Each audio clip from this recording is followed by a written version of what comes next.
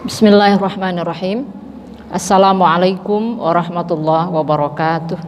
Alhamdulillahirabbil alamin. Shalatu wassalamu ala asyrafil anbiya'i wal mursalin wa ala alihi wa sahbihi rasulillahi ajmain. Allahumma sholli ala sayyidina Muhammad wa ala ali sayyidina Muhammad. Akhawati fillah wa ummahati fillah rahimakumullah. Mari senantiasa kita bersyukur kepada Allah Subhanahu wa taala karena begitu banyak rahmat dan karunia-Nya hingga kita pada pagi menjelang siang hari ini kembali bisa bersama-sama melanjutkan kegiatan rutinitas kita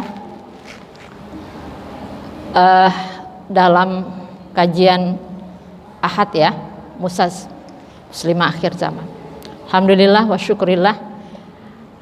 Lalu kita lanjutkan dengan membaca sholawat beriring salam buat junjungan alam Nabi besar Muhammad Sallallahu alaihi wasallam. Allahumma sholli ala sayyidina Muhammad wa ala ali sayyidina Muhammad. Kita akan bicara tentang relationship check up, hubungan suami istri.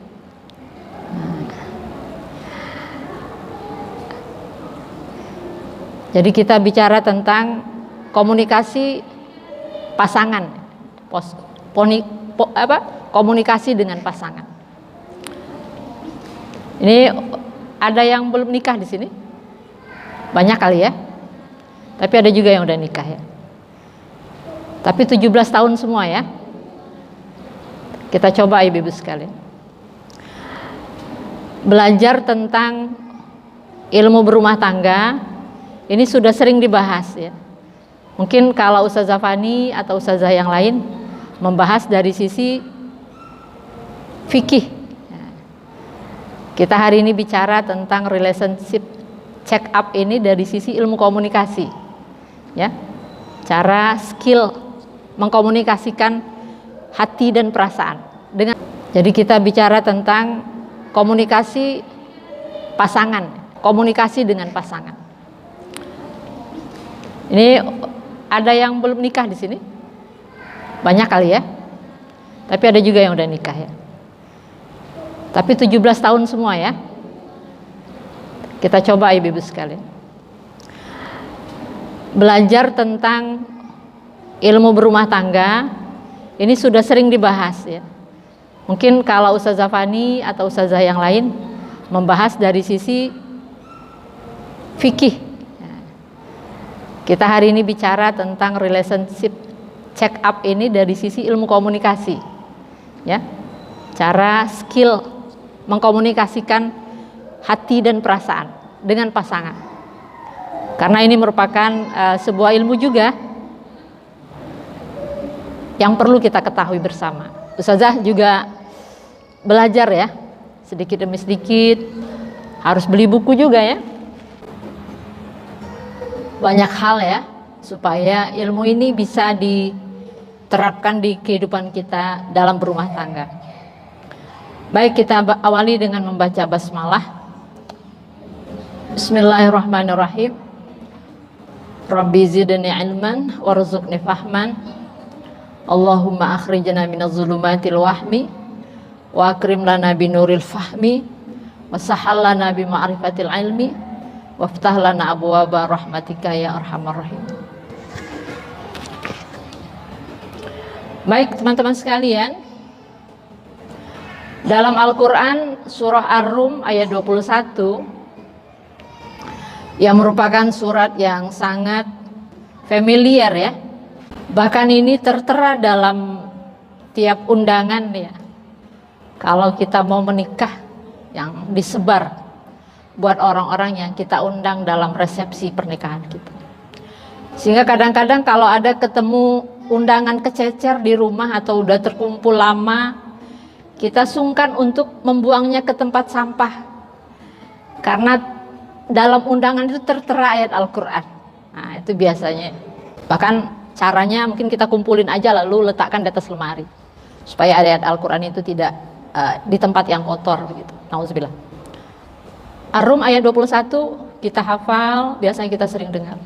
Dan ini dibaca oleh para qori dan qori'ah ketika akan mengucapkan ijab dan qabul. A'udzubillahi minasyaitonirrajim. Bismillahirrahmanirrahim. Wa min ayatihi an khalaqalakum min anfusikum azwaja litaskunu ilaiha wa ja'ala bainakum mawaddatan wa rahmah. Inna fi dzalika laayatin liqaumin yatafakkarun. Artinya, sama-sama baca. Dan di antara tanda-tanda kebesarannya, agar kamu merasa cenderung dan merasa tentram kepadanya. Dan Allah menjadikan di antara kamu rasa kasih sayang. Sungguh, pada yang demikian itu, terdapat tanda-tanda kebesaran bagi kaum yang berpikir. Teman-teman sekalian, ini merupakan kabar baik buat kita, berita baik buat kita hamba-hamba Allah yang memang kita diciptakan oleh Allah ini sebagai makhluknya.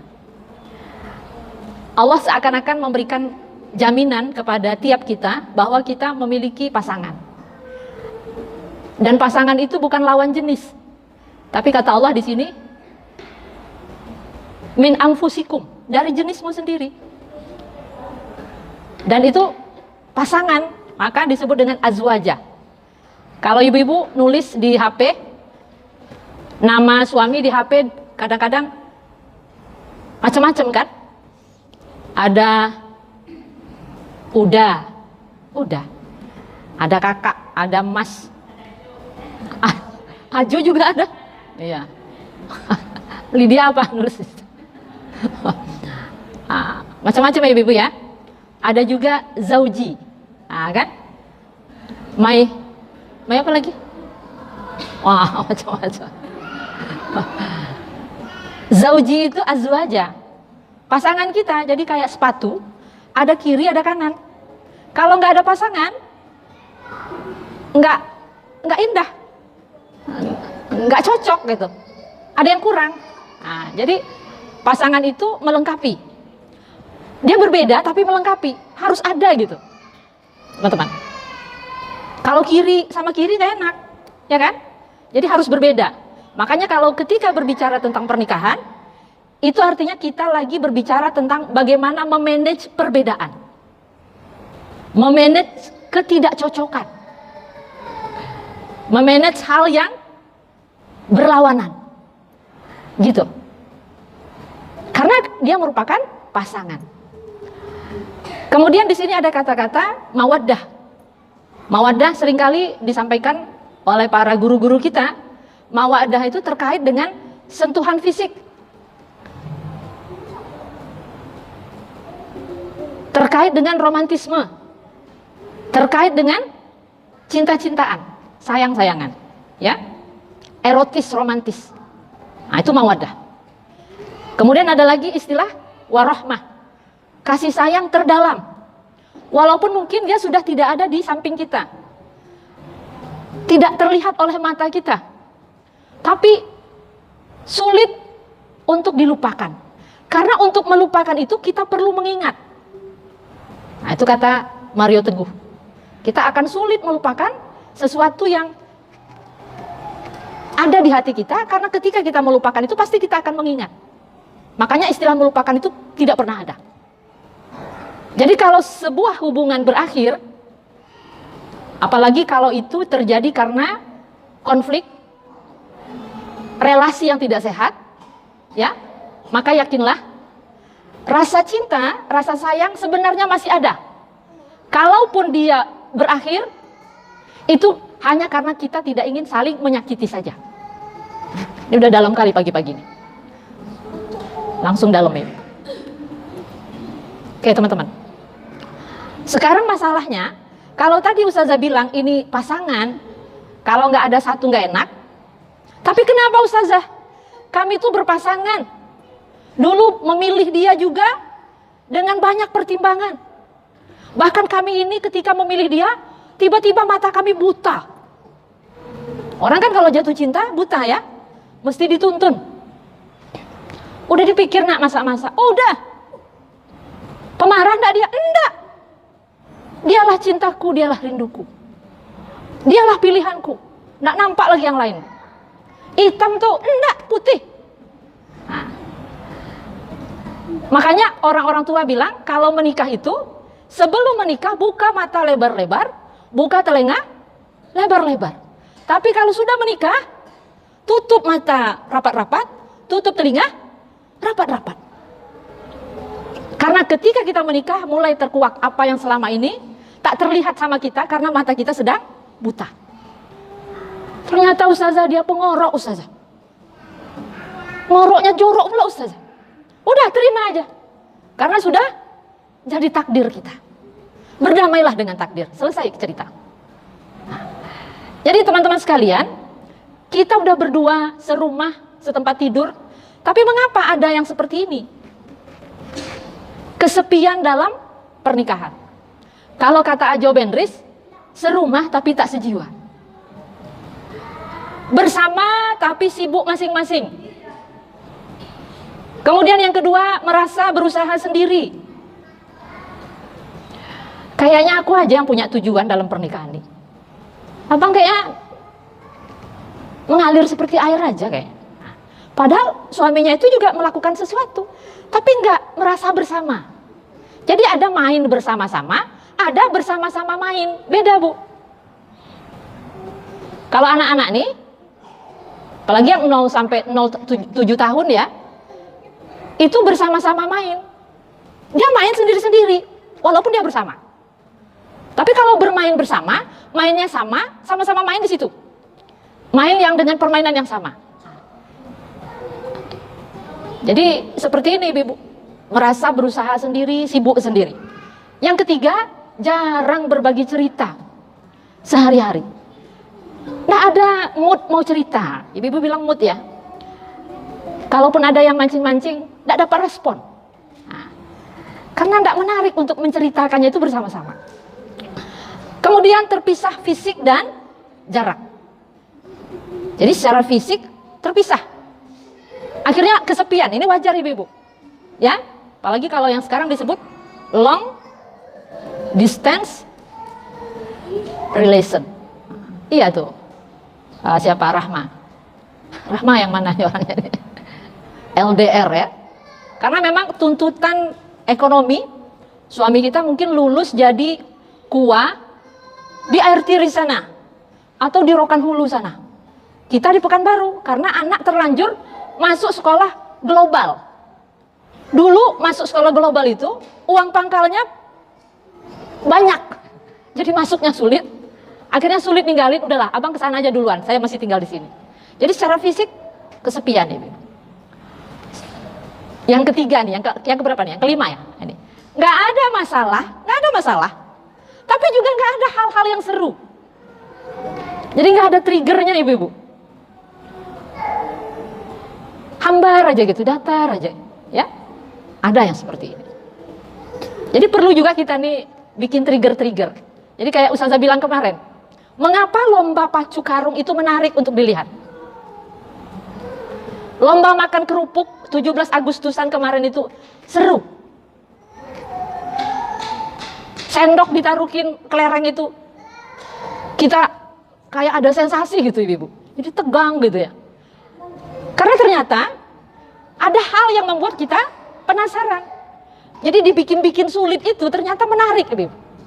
Itu makanya Allah Subhanahu wa taala mengatakan jauh-jauh hari, innamal hayatud dunya la'ibun. Main-main. Jadi kayak lomba pacu karung itu kita bisa lari dengan bebas, tapi kita karungin badan kita, diikat pula kan? Dipakein pula helm. Udah nggak bisa berdiri, guling-guling supaya sampai ke finish. Tapi di situ pula funnya. Di situ pula seru-seruannya. Jadi sebenarnya kalau dalam rumah tangga tuh ada yang begini-begini, ada suaminya nggak bisa bantuin ikut acara, bawa ya anak 3 nih, abang mau mancing kata dia bu, ya, sampai ke Jalan Sumatera, sebelah kiri ada taman kota, anak masih kecil, sukanya main odong-odong, mama odong-odong, mama odong-odong. Kita di sini ditunjuk sebagai pembawa acara. Atau gimana triggernya tuh Bu? Berkeringat karena Al-Falah ini naik tangga. Sesak napas, sesak awak sampai sekarang. Itu sholat pula 2 rakaat. Nih, makanya saya kagum dengan ibu-ibu yang gendong-gendong anak naik tangga ini. Anak yang dipimpin itu ada 2, ada 3. Cemot-cemot semua gara-gara makan donat. Seru itu, Ibu. Seru sekali. Saya dulu pernah ke Jakarta, bawa kontingen. Suami saya ada agenda, tidak bisa ditinggalkan. Bawa aja lah anak-anak nih, sambil jalan-jalan ke Jakarta. Waktu itu Jakarta lagi dibagusin sama Bapak Anies Baswedan. Ya udah, bawa anak Jakarta. Waktu itu masih kecil-kecil ya, dibawa. Itu gimana situasinya tuh? Kebayang Ibu. Kita nggak punya pasangan kita pada saat itu. Nah, jadi seperti itu. Kemudian ada interaksi yang dingin. Dingin interaksinya. Jadi rumah itu kayak kuburan. Sepi, serem gitu. Ya. Kita kadang-kadang kan keluarga kita tipe-tipenya macam-macam Bu ya. Ada tipe kuburan, sepi, tanpa ada komunikasi, tanpa ada sapa-sapa gitu. Sapa-sapanya tuh formalitas. Pergi kuliah ya Ma? Iya. Hati-hati ya. Gitu-gitu aja. Itu masih mending Bu.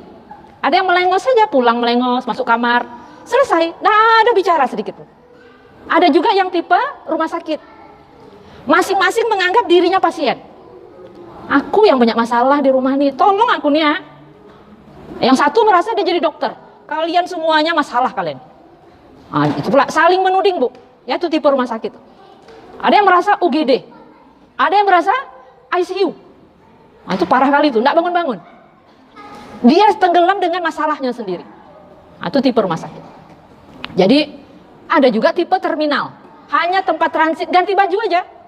Habis itu sibuk masing-masing. Ya. Inilah situasi sepi dalam rumah. Padahal kita bersama pasangan.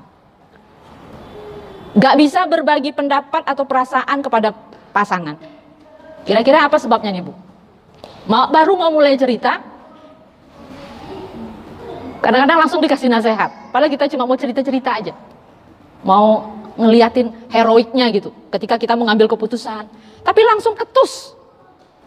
Akhirnya tak selera lagi mau bercerita. Apalagi ingin mengemukakan pendapat. Ini ada juga terjadi. Sering berasumsi. Asumsi ini apa? Pikiran negatif yang banyak di kepala kita ini. Padahal belum tentu itu relevan ya. Belum tentu itu sesuai dengan yang sebenarnya. Ini sering berasumsi. Jadi kalau suami istri lihat suaminya pulang, mukanya kan datar aja Bu. Asumsi kita, abang ini tidak suka mungkin pulang ke rumah. Apalagi nengok rumah berantakan, anak nangis-nangis. Abang kalau tidak suka pulang, bang jangan pulang lagi. Belum ada ngomong apa-apa, baru letak sepatu. Karena wajah bapak-bapak ini datar, langsung berasumsi negatif. Makanya ibu-ibu belilah buku Dr. Aisyah Dahlan ini. Saya tuh senang sekali. Beliau katakan lewat Instagram ya, ini sudah naik cetakan keberapa? Karena udah laku 20.000 eksemplar. Saya candu aja buku ini Bu. Apalagi yang edisi yang ke-10. Ya, betul yang beliau katakan itu. Sangat membantu kita memahami apa perbedaan laki-laki dan perempuan, bagaimana mengatasi anak yang candu gadget, macam-macam di sini Bu. Jadi belajar banyak kita. Mudah-mudahan saya dapat pahala karena mempromosikan hal yang positif. Ya, yang belum belilah, murah sekali harganya. Ya, karena ini bisa menjadi panduan untuk seumur hidup. Bahkan nanti bisa kita legasikan kepada anak-anak kita. Baik, ibu-ibu sekalian. Nah, ini langsung masuk ke perbedaan. Kita kan pasangan laki-laki perempuan. Apa perbedaan laki-laki dan perempuan dari sisi berlogika, dari sisi stressing pengambilan keputusan? Nah, ibu-ibu, perbedaannya laki-laki itu cenderung menggunakan logika. Sementara perempuan cenderung menggunakan perasaan. Tajam kali perasaan kita nih. Itu makanya ada istilah baper. Yang kedua, kalau laki-laki menganggap penting sebuah keahlian. Tapi kalau perempuan, yang dianggap penting itu kebersamaan. Makanya kalau ke kamar mandi pun kita ngajak teman biasanya Bu. Aku kebelet, yuk bareng yuk ke kamar mandi. Temennya yang nggak kebelet jadi ikut kebelet, Bu. Karena perempuan itu suka bersama-sama. Ayo sama-sama. Jarang sekali kita melihat bapak-bapak yang begitu. Mas, sesak pipis nggak? Kamar mandi yuk, hayu gitu kan. Kata yang satu lagi, itu malah ngeri, Bu. Hayu gitu. Kalau laki-laki itu ego, individual, wewenang, kerajaan, kekuasaan, itu laki-laki tuh. Makanya kalau dia pipis, Bu, fokus. Sampai dia tidak tahu siapa kiri, siapa kanan. Waktu keluar, Pak RT kironya. Jadi waktu tadi itu yang terjadi. Jadi dia tuh saling bersaing. Itu laki-laki. Kalau kita enggak, gimana sama-sama, bareng-bareng, sosialisasi, gitu sukanya kita. Kalau ada masalah, yuk pendapat kamu gimana gitu. Jadi adanya kebersamaan. Laki-laki berpikir menyelesaikan masalah. Makanya laki-laki itu kalau ada masalah, dia masuk ke dalam gua, ke dalam terowongan, tempat sepi, pergi dia keluar, lama merenung. Gitu. Gitu kalau laki-laki. Tapi kalau perempuan, sukanya apa, Bu? Ngomong, bicara. Jadi semuanya mau diceritakan. Itu perbedaannya. Kalau laki-laki merasa dicinta jika dipercaya. Kalau perempuan merasa dicinta kalau diperhatikan, didengar. Jadi kalau kata Ustadz Das'ad Latif, kalau ada istri kita cerewet, dengar aja, diam aja. Ya. Jadi seperti itu. Ada istrinya cerewet kali, Bu. Udah dibelikan cincin, dibelikan gelang, masih cerewet. Akhirnya dibawanya ke dekat sumur. Waktu istrinya, ngapa kita bawa ke sini, Bang? Ngapa? Coba tengok di dalam sumur tuh. Waktu istrinya nengok ke dalam sumur, tiba-tiba didorongnya dari belakang. Tiba-tiba ibu-ibu yang terjadi apa? Keluar orang berbentuk besar gitu. Ditanya sama suaminya, terkejut. Kamu siapa? Saya jin penunggu sumur ini. Saya udah 400 tahun dalam sumur ini. Ngapa Bapak keluar? Ya ada perempuan di dalam tuh, cerewet betul, enggak tahan saya katanya. Itu saking cerewetnya ibu-ibu. Karena cerewet ibu-ibu nih jatahnya ada. Unlimited, 27.000 kata satu hari. Oke? Meringankan beban masalah dengan diam, meringankan beban masalah dengan berbicara. Kalau laki-laki kurang suka ungkapan verbal, maka janganlah ibu-ibu berharap dia mau cerita sama kita. Ada apa, Bang? Ngeri kali ceritanya kayak di kantor tuh. Emang kenapa, Bang? Kalau dia belum menemukan solusi, biasanya dia nggak akan mau cerita, Bu. Jadi sebelum dia dapetin masalah, ini adik-adik yang jomblo ya, besok gitu. Pendiam kali suami kita nih ya. Jadi ternyata inilah ibu-ibu sekalian, adik-adik sekalian. Kalau perempuan suka ungkapan verbal. Laki-laki berpandangan global, kalau perempuan menyukai hal yang detail. Bang, nanti sore di rumah nih mau ada arisan. Abang tolong angkatkan ya kursi itu ke tepi kan sedikit, Bang. Oh ya Bang, satu lagi. Galon kita yang 3 tuh kosong. Sekalian ya Bang ya. Minta isikan, angkatkan nanti ke apa namanya tuh, ke tempat galon. Satu lagi Bang, tadi udah pesan kue lemper di samping rumah Pak RT sebelah kiri. Coba hitung Bang ya, biasanya kurang 2 tuh, tadi saya pesan 60. Detail ibu-ibu. Suaminya saking banyak itu bingung, Bu. Waktu pulang suami kita, galon yang diangkatnya 1. Lalu ditanyanya, yang kedua tadi apa Mah? Kata kita bisa sekaligus, Bu. Karena kita ini perempuan suka detail. Kalau kita kan multitasking. Kalau laki-laki itu ternyata satu-satu fokusnya. Itu harus tahu kita, Bu. Ya, kita tuh nggak bisa, laki-laki itu nggak bisa sekali dayung 2-3 pulau terlampaui. Dia satu-satu. Makanya tuh laki-laki itu fokus untuk satu. Oke? Insting pelacakan kurang berkembang. Kalau perempuan insting pelacakannya sangat berkembang. Pandangan mata berbentuk kerucut. Kalau perempuan, pandangan matanya melebar. Ya, makanya kalau laki-laki lagi nyetir mobil, dia fokus, Bu. Dia accelerate membaca tempat tujuan. Kalau kita perempuan bisa ngelihat, ini mau tersenggol, kiri, kanan, gitu ya. Ini yang sering terjadi, ibu sekalian.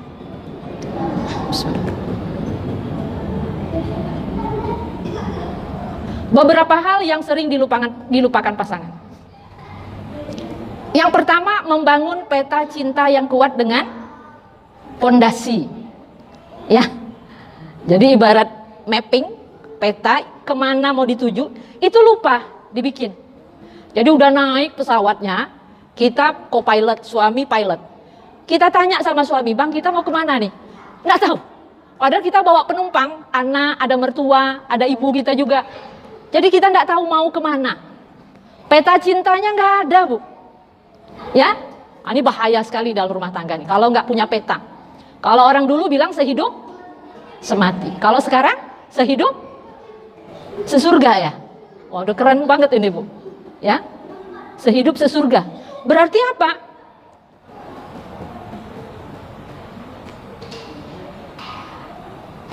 Seandainya besok terjadi kiamat, itu kan kita langsung kayak orang sakit ayan kan Bu ya. Kita aja ada gempa sedikit goyang gitu kan. Apalagi yang pernah ngerasain gempa, tinggal di Padang itu. Itu trauma tuh, kalau ada gempa. Tapi segila apapun ketika kita menghadapi sebuah kondisi yang menyeramkan seperti hari kiamat, ternyata memori kita terhadap keluarga itu nggak hilang.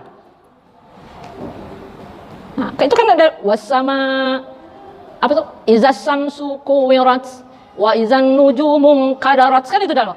Apabila bumi digoncangkan, apabila lautan dipanaskan, apabila semua binatang-binatang liar dikumpulkan, sehingga ibu-ibu bunting pun brojol pada saat itu.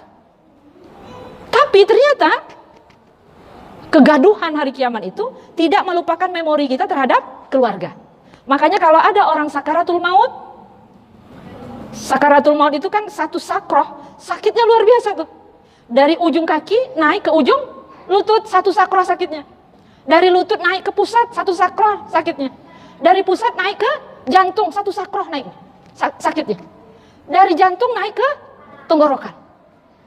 Itu terasa mengalirnya. Kayak teman usaha saya itu dia sakit vertigo, dibawa ke rumah sakit Safira. Ada suntik 5 menit namanya. Jadi dia cerita sama Ustaz Afifah, ya Allah Kak, apa yang terjadi Kak waktu itu? Begoyang badan Tuti Kak, katanya gitu. Itu yang Bu Dokter Daharmi Astuti itu cerita. Jadi dia bilang, Tuti peganglah Bang Tomo, suaminya kan Bang Tomo namanya, hakim yang di temannya Ibu Desni. Dipegangnya, suami itu karena goyang Bu. Karena begitu disuntik, mengalir suntikan obat itu dari ujung kaki, naik, lewat ke kaki itu, sampai ke sini. Dari sini Kak turun dia ke jantung. Dari jantung naik dia ke lidah. Dari lidah, ujung lidah itu naik ke pangkal lidah. Terasa bergeraknya. Lalu diputar-putarnya di kepala nih. Nah begitu, besok sakaratul maut itu kali lebih heboh dari itu Ibu.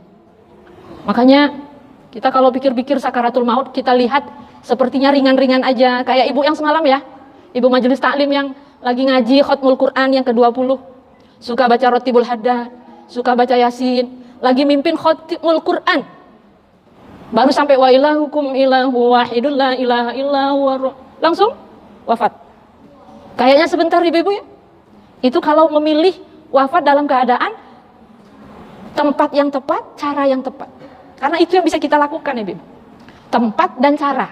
Tapi bagaimana cara matinya? Bagaimana kapan matinya itu urusan Allah Subhanahu wa taala. Tapi yang namanya sakaratul maut itu adalah sesuatu yang terjadi di ruh. Jadi ruh itu kalau diutak-atik lama itu prosesnya. Timingnya lama, bukan sebentar itu. Ya, karena mengikis ruh dari jasad. Berat sekali. Makanya dengan pasangan ini yang kita pikirkan ini. Karena pasangan kita itu sampai ke akhirat. Ya. Jadi perlu membuat peta cinta. Besok mudah-mudahan masih ada waktu kita. Bagaimana cara membuat visi misi berkeluarga. Ini perlu. Ustazah punya materinya, nanti ansur-ansur kita belajar masalah ini Ibu ya. Cara membuat visi misi keluarga. Mudah-mudahan panjang umur kita, sehat badan kita Ibu ya. Kalaupun tidak lewat ustazah, mungkin lewat ustadz-ustadz yang lain. Karena ini penting, supaya kita punya mapping, punya arah.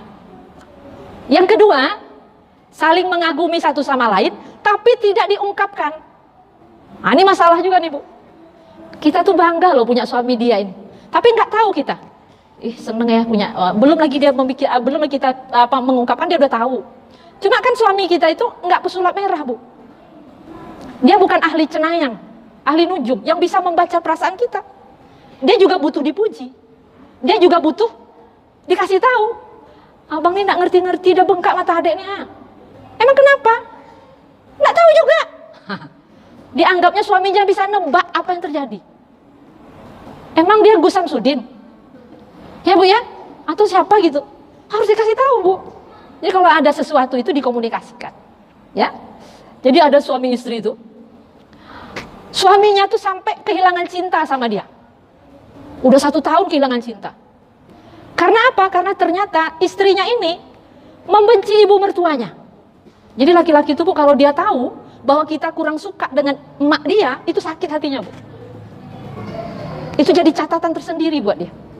Jadi kalaupun dia mempertahankan perkawinan, tapi hatinya sudah terluka. Karena kadang-kadang kita perempuan ini, tanpa kita sadari, kadang-kadang terungkap entah lewat anak. Ke rumah nenek yuk. Enggak ah, ke rumah nenek jorok gitu. Gak enak rumah nenek tuh. Gitu-gitu tuh terbaca Bu. Itu bisa menyakiti hati pasangan. Jadi dengan pasangan itu ada beberapa hal yang gak boleh kita memverbalkan. Jadi walaupun mesti diverbalkan, tapi ada juga hal-hal yang menjadi pembatasan. Salah satunya apa Bu? Bercerita tentang cinta, tapi yang kita ceritakan ini mantan. Mantan apa? Mantan pisang. Cerita-cerita mantan itu udahlah, jangan cerita-cerita. Atau dulu kita melakukan usaha bersama, tapi berakhir dengan tragis. Jadi sesuatu yang kita kepingin jangan diceritakan lagi. Jadi kalau lagi berdua-dua gitu ya, ada hal-hal yang dulu tuh tidak enak untuk dikenang, jangan dijadikan topik pembicaraan. Ya, oke. Dan lain-lain.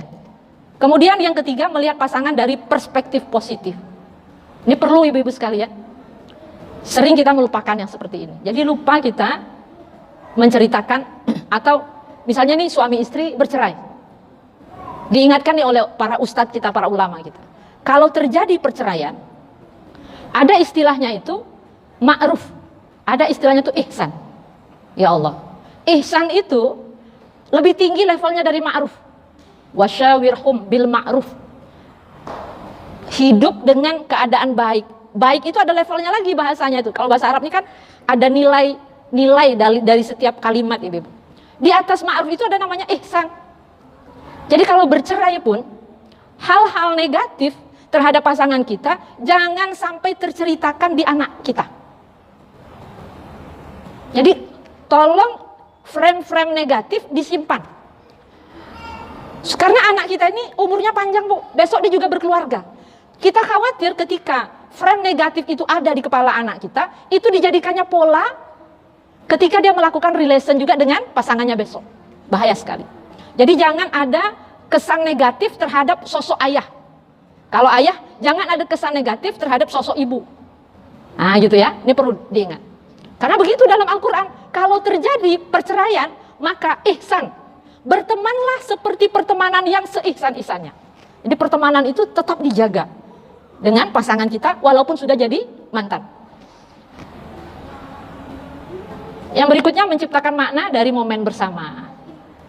Jadi mimpi sudah menjadi mimpi berdua, enggak mimpi masing-masing sekarang. Ya, kalau ada obsesi, menjadi obsesi berdua. Gimana caranya ini menjadi capaian dan target bersama? Perlu ibu-ibu sekalian. Jadi memaknai sesuatu itu bersama-sama. Kapan terakhir kita nangis bareng? Kapan terakhir kita pijit-pijitan bareng? Kapan kita memaknai sebuah peristiwa dengan pemaknaan yang penuh haru, tapi bersama-sama. Jadi ceritanya itu udah berdua. Kita tidak membawa momen masing-masing. Walaupun masing-masing kita juga punya me time. Kita harus tetap punya teman-teman dari yang kita teman-teman suka, boleh juga punya hobi tetap. Tapi kalau dalam berumah tangga sudah menjadi momen bersama.